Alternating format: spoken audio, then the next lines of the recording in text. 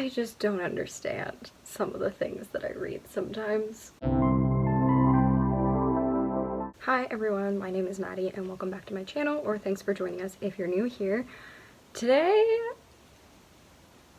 we're gonna talk about heteronormativity and YA literature because I've read 2 books lately that are just something else. So, for those of you who don't know what heteronormativity is, let's unpack that term.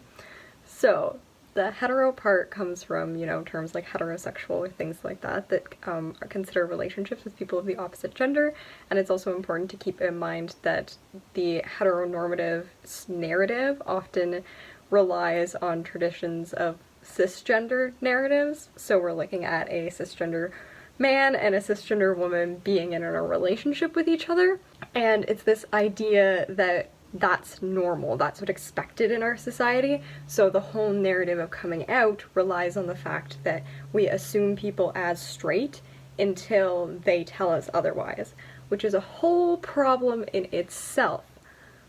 But it's even worse in YA literature.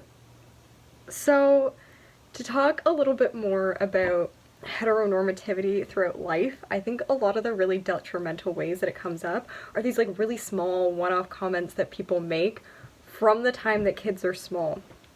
I saw a video recently where a dad was looking for clothing for his daughter and all of the clothes were like, "Watch out boys," or like, "You better ask my dad before you date me," or something, and she's like 6 months old. And it's terrible that, like, you know, we have kids who are like hanging out with each other at the age of 3 and 4 and we're making jokes about whether or not they're gonna marry each other because there's just that assumption that when 2 people of opposite genders are hanging out with each other, they're gonna fall in love, something's going to happen, and then of course there's a whole plethora of expectations of what that relationship is going to look like that goes along with that narrative. So the heteronormative narrative is also monogamous, and it's also inherently, I guess, sexualized in some way because the expectation or the understanding of asexuality doesn't exist at all in that narrative. There's an expectation that you're gonna have sex, that's what I was trying to go with, and that sexual attraction is normal feelings, and there's also the idea that you're going to be with one partner for your life, and that's, you can only be in love with one person at a time, when it's not true. People can have very healthy polyamorous relationships. It's just, there's a lot there. But to get into the literature, okay, I'm gonna talk about the 2 things that I've read.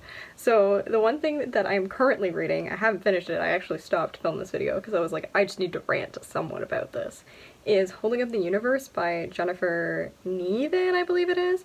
And she wrote All the Bright Places, and I really loved All the Bright Places for its treatment of mental illness and suicide. I thought it was portrayed really well in a way that resonated with me, and I liked that unfortunately with like sick lit, sometimes with YA literature, it's this idea of curing people sometimes, like you're gonna fall in love with the right person that's gonna make your mental illness go away, and that's like not how that works. Now of course there's the other side of sick lit where people see it as being, I guess, trauma porn or something like that, so that can also be detrimental, but that's a whole other video for another time. But one of the things that I found difficult about that book was one of the characters was called the F-slur as an insult regularly, and the book didn't need to have that in it, and it was never like dealt with or properly addressed. And I understand that that's something that like happens in high school, but I'm also like, I don't know if I was reading that as like a, you know, a young queer man, how upsetting that would be to stumble across that and just see it kind of like left aside the way it is in the book. But in this book, we just stumbled across this gem of a line that comes out of nowhere. So the main character has almost accidentally kidnapped another kid because he can't tell people's faces apart, so he could recognize, he thought it was his brother, but he wasn't. And his brother's name is Dusty, and he's reminiscing on reflecting on what happened, and he makes this comment. "Dusty's sensitive, he's honest, he's a little eccentric, he's almost certainly gay, but I doubt he knows it." I can't remember whether this kid is like, he's somewhere between the ages of 8 to 10. So that's a lot to be assuming someone's sexuality, well, assuming someone's sexuality in general, and then assuming their sexuality when they're that young. I do understand that it is, you know, there's sometimes you can tell before people say something to you through their actions, through the people that they express interest in, but,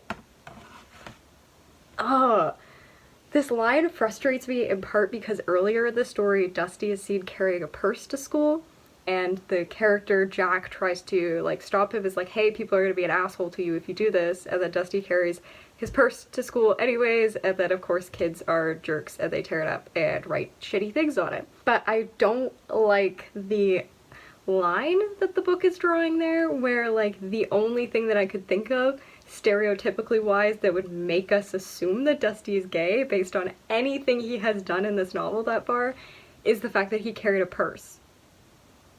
And that's problematic because that's a huge stereotype of what gay men are effeminate. And there is effeminate gay men, but not every gay man is like that. And it's so frustrating to me because they throw in these one-off lines as some sort of like tokenistic representation to be like, oh yeah, this is a book about a boy and a girl falling in love, but like I'm aware that there's other sexualities and I'm gonna make sure that it's clear that my characters are accepting of them. But that doesn't do anything because like, one, it's tokenistic. You're just throwing it in there to try and get like brownie points for yourself. And two, it's not relevant. Like, if it comes up in relation to the characters, then it makes more sense, but when it just feels like you're slapping it in there for, like, no reason, like, I don't know why he's thinking about his brother's sexuality when he's trying to deal with this traumatic event that has happened to him, and God, it's frustrating. The other book that I read recently was Shadow and Bone, which I wanted to read because the TV show has come out, and I wanted to read it before I saw the TV show. That book reminded me of why I stopped reading YA.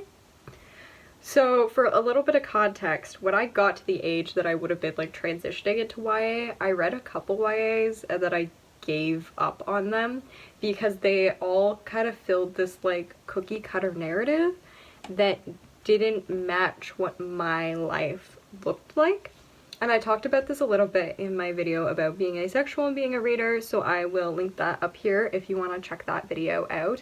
But essentially there was this experience of sexual attraction that I couldn't relate to, but also just this assumption that if you're close with anyone of the opposite gender, you're gonna immediately fall in love with them. And I didn't like that because I'm not a big romance person, but also that wasn't really my experience of life, so I think that's kind of why I like bolted over to adult books, and now I've since gone back and started reading YA because now there's a plethora, well, not enough, but we're getting a lot more queer YA literature, and I find those books do such a better job of, there's something like inherently about queerness that expands the understandings of what friendship and family mean. I think a lot of it comes from that understanding of finding a found family, and then also respecting different ways of experiencing romantic and sexual attraction. Now, there are some queer books that aren't the greatest with asexuality, but for the most part, they're a lot more understanding than these very heteronormative cookie cutter books. So when I started Shadow and Bone, on like the first page, we meet Alina and then we meet her childhood best friend, Mal, and I was like, well, great. They're gonna end up together. And sure enough, on like page 4, we find out she's been hopelessly in love with him for years. And I just like threw up in my mouth a little bit.